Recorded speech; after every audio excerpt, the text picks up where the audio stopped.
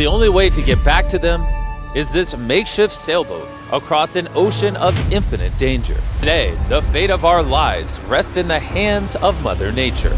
By the end of today, we will be on that island. And the only thing separating us from her power is this sailboat and each other. Let's go! Look at that ocean!